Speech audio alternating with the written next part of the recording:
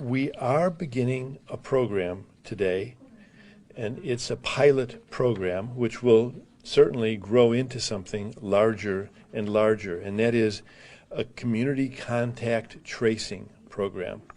We've done contact tracing all along.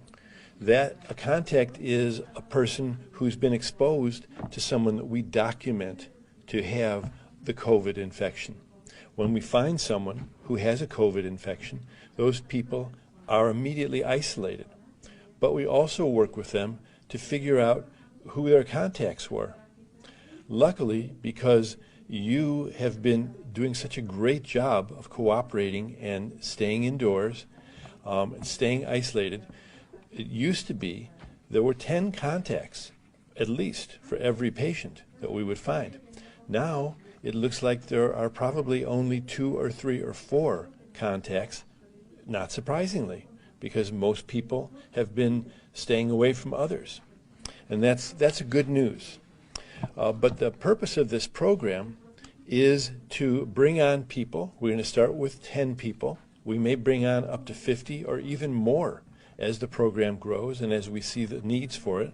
As we do more testing, we will find more and more people who have COVID-19.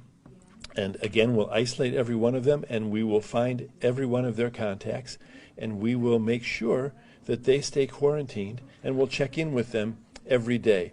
In other words, what this program means is that we're going to do a more complete job, and we're going to do a more meticulous job of making it less and less possible for others in the county to run into someone with COVID-19 infection.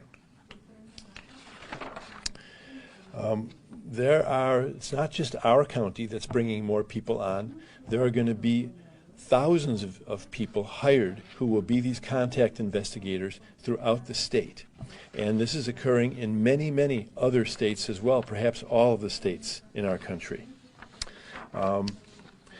We will be giving intensive training to these people, training not only for identifying and finding contacts, but also in terms of how to be sensitive about doing it.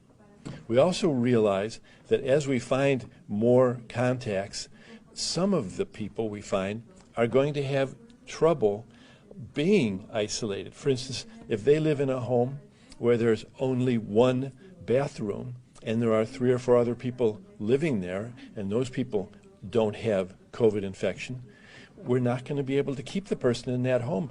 Every person who we're isolating, for instance, needs to have their own bathroom.